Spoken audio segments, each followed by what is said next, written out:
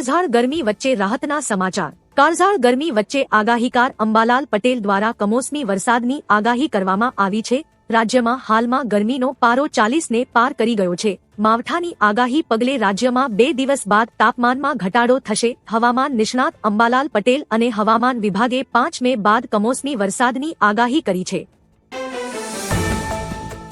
બંગાળની જીત પર પીએમ મોદીની પહેલી પ્રતિક્રિયા। પશ્ચિમ બંગાળમાં ભાજપની ઐતિહાસિક જીત પર પીએમ મોદીએ પ્રતિક્રિયા આપી છે। તેમણે ટ્વિટર પર લખ્યું કે બંગાળમાં કમળ ખીલી ગયું છે અને 2026ની આ ચૂંટણી હંમેશા યાદ રહેશે। આ જનશક્તિ અને સુશાસનની જીત છે।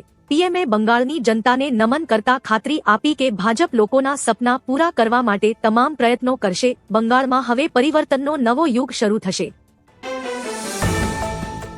સુવેન્દુ અધિકારીએ બંને સીટ કબજે કરી। નંદીગ્રામ વિધાનસભા બેઠક પર ભાજપના સુવેન્દુ અધિકારીએ 9,500થી વધુ મતોના માર્જિનથી ભવ્ય વિજય હાંસલ કર્યો છે। ભવાનીપુર વિધાનસભા સીટ પરથી 15,000થી વધુ મતોના માર્જિનથી જીત મેળવી છે। મમતા દીદી ભવાનીપુર સીટ પર હારી ગયા। રાજ્યમાં ભાજપની પ્રચંડ જીત બાદ સુવેન્દુ અધિકારી મુખ્યમંત્રી પદની રેસમાં સૌથી આગળ ગણાઈ રહ્યા છે। નંદીગ્રામમાં તેમની આ જીતને ભાજપ માટે મોટી સફળતા માનવામાં આવી રહી છે। મમતાએ કહ્યું, મને માર માર્યો અને લાતો મારી। બંગાળના સીએમ મમતા બેનર્જીએ કહ્યું, તેઓ બપોરે 3 વાગ્યાથી અમને માર મારી રહ્યા છે। મને લાત મારી, સીસીટીવી બંધ કરી દીધા। અમારા એક એજન્ટને અંદર જવા દેવાયો નહીં। હું ફક્ત 5 મિનિટ માટે અંદર ગઈ। મેં વિનંતી કરી કે અમારા એજન્ટને અંદર જવા દેવામાં આવે। ચૂંટણી પંચ ભાજપ કમિશન બની ગયું છે। આ દરમિયાન હાવડા મેદાન વિસ્તારમાં ભાજપ અને ટીએમસી સમર્થકો વચ્ચે અથડામણ થઈ। પોલીસે પરિસ્થિતિને કાબૂમાં લેવા માટે લાઠીચાર્જ કર્યો। આસામમાં કોંગ્રેસ અધ્યક્ષ ગૌરવ ગોગોઈની હાર। આસામમાં કોંગ્રેસના સૌથી અગ્રણી નેતા ગૌરવ ગોગોઈનો પરાજય થયો છે। જોરહાટ મત વિસ્તારમાં ગોગોઈનો ભાજપના હિતેન્દ્રનાથ ગોસ્વામીએ 23,000 મતોથી પરાજય થયો હતો। ભાજપ આસામમાં પ્રચંડ વિજય તરફ આગળ વધી રહ્યું છે। મમતા બેનર્જી ભવાનીપુર બેઠક હારી ગઈ। પશ્ચિમ બંગાળની ચૂંટણીમાં એક મોટા ઉથલ-પાથલમાં ટીએમસીના વડા અને પશ્ચિમ બંગાળના વર્તમાન મુખ્યમંત્રી મમતા બેનર્જી ભવાનીપુર વિધાનસભા બેઠક હારી ગયા છે। તેમને ભાજપના ઉમેદવાર સુવેન્દુ અધિકારીએ 15,000થી વધુ મતોથી હરાવ્યા હતા। બંગાળ ચૂંટણીમાં જીત બાદ પીએમ મોદીનું નિવેદન। આજે એક ઐતિહાસિક દિવસ છે। વિજય બાદ ભાજપના કાર્યકરોમાં ખુશીની લહેર। હું કાર્યકરો સાથે તેમના આનંદમાં જોડાઉં છું। ભાજપના કાર્યકરોએ ચમત્કારો કરીને કમળ ખીલવ્યું। આજે વિશ્વાસની જીતનો દિવસ છે। બંગાળ, આસામ, તમિલનાડુ, કેરળ અને પુડુચેરીના લોકોનો આભાર છે। 5 રાજ્યોની ચૂંટણીએ દુનિયાને બતાવી દીધું છે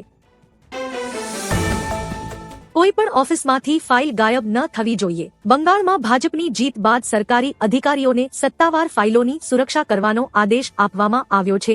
મુખ્ય સચિવ દ્વારા જારી કરાયેલા આદેશમાં જણાવાયું છે કે કોઈપણ આવશ્યક દસ્તાવેજ અથવા ફાઇલને ઓફિસ પરિસરમાંથી દૂર કરવા, અંદરથી નુકસાન પહોંચાડવા અથવા અન્યથા બહાર લઈ જવા નહીં। પૂર્વ પરવાનગી વિના દસ્તાવેજોની નકલ અથવા સ્કેનિંગની મંજૂરી નથી।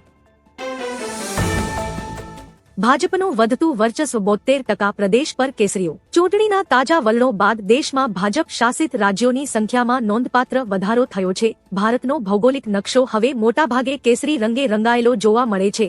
આંકડા મુજબ દેશના કુલ 72% ક્ષેત્રફળ પર હવે ભાજપ અને તેના સહયોગી પક્ષોનું શાસન છે। આ વિશાળ વિસ્તારમાં ભારતની અંદાજે 78% વસ્તી વસવાટ કરે છે।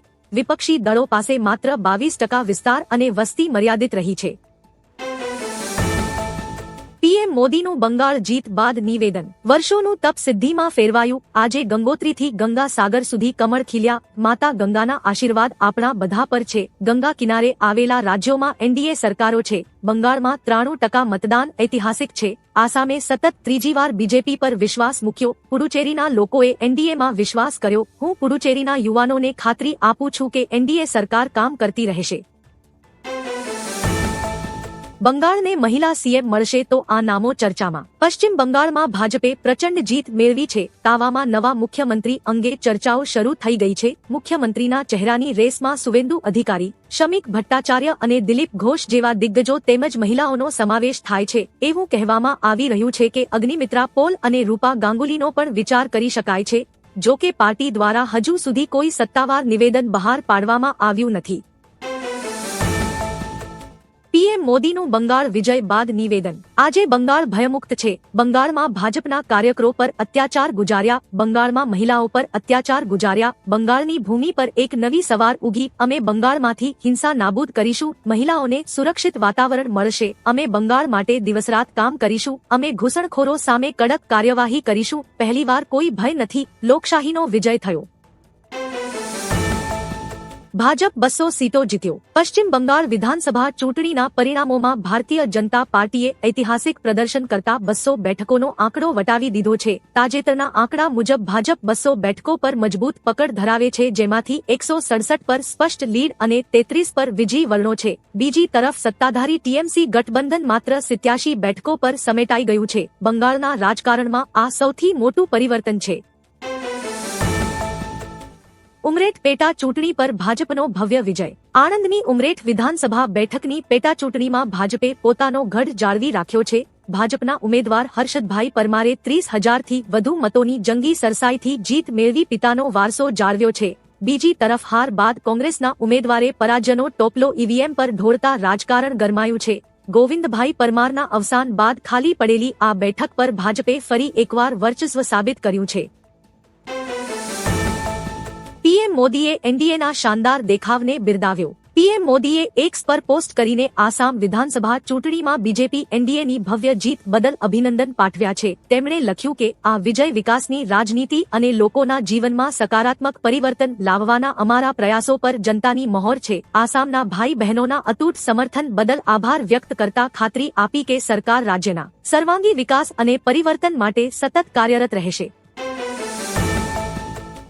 કેરળમાં ભાજપે ઇતિહાસ રચ્યો। ભાજપે કેરળમાં ઇતિહાસ રચ્યો છે। પહેલીવાર પાર્ટીએ રાજ્યમાં એક કરતાં વધુ બેઠકો જીતી છે। અહીં રાજીવ ચંદ્રશેખર, વી મુરલીધરન અને બીબી ગોપાકુમારે જીત મેળવી છે। કેરળના ઇતિહાસમાં આ પહેલીવાર છે કે 3 ભાજપના ઉમેદવારો એક સાથે જીત્યા છે। આ પહેલા ભાજપે કેરળમાં ફક્ત એક જ વાર વિધાનસભા બેઠક મેળવી હતી। ગુજરાતમાં ઝાલમુરી સાથે ભાજપની ઉજવણી। પશ્ચિમ બંગાળમાં ભાજપની શાનદાર જીતના વલણોને પગલે ગુજરાતમાં વિજયોત્સવ શરૂ થયો છે। ગાંધીનગર સ્થિત કમલમ કાર્યાલયમાં નેતાઓએ બંગાળની પ્રખ્યાત વાનગી ઝાલમુરી ઝાપટીને અનોખી રીતે જીતને વધાવી હતી। સુરતમાં પણ કાર્યકરોએ ફટાકડા ફોડી અને એકબીજાનું મોઢું મીઠું કરાવીને ભારે આતશબાજી કરી હતી। જય શ્રી રામના નારા સાથે કાર્યકર્તાઓમાં ભારે ઉત્સાહ જોવા મળી રહ્યો છે। કોણ બનશે બંગાળના નવા મુખ્યમંત્રી? પશ્ચિમ બંગાળમાં પરિવર્તન સ્પષ્ટ છે। બંગાળ ચૂંટણીના વલણોમાં ભાજપે બહુમતી આંકડો સર કરી દીધો છે અને પરિણામનો આંકડો પણ કહી રહ્યો છે। બંગાળમાં ભાજપ સરકાર બનવા જઈ રહી છે। જો કે હવે પ્રશ્ન છે કે ભાજપ સત્તા બનાવે છે તો બંગાળના નવા મુખ્યમંત્રી કોણ? જણાવીએ કે બંગાળના આગામી સીએમ તરીકે સુવેન્દુ અધિકારી આ પદ માટે મજબૂત દાવેદાર છે। જો કે સમીક ભટ્ટાચાર્યનું નામ પણ ચર્ચાઈ રહ્યું છે। મમતા બેનર્જીના ઘર બહાર જય શ્રી રામના નારા। પશ્ચિમ બંગાળમાં ભાજપની પ્રચંડ જીતના વલણો વચ્ચે કોલકાતામાં હાઈ વોલ્ટેજ ડ્રામા સર્જાયો છે। મુખ્યમંત્રી મમતા બેનર્જીના નિવાસસ્થાન બહાર એકઠા થયેલા લોકોએ જય શ્રી રામના જોરદાર નારા લગાવ્યા હતા। બંગાળમાં ટીએમસી પાછળ પડતા વિરોધ પક્ષના સમર્થકોમાં ભારે ઉત્સાહ છે, જેના કારણે આ પ્રકારની સૂત્રોચ્ચારની ઘટનાઓ બની રહી છે। અખિલેશે કહ્યું બંગાળમાં દીદી હતી અને રહેશે। સમાજવાદી પાર્ટીના પ્રમુખ અખિલેશ યાદવે બીજેપી પર નિશાન સાધ્યું હતું। તેમણે કહ્યું કે બીજેપી એ મોંઘવારી રોકવાના પ્રયાસો કર્યા નથી। બીજેપી જૂઠની સોનપાપડી બનાવે છે।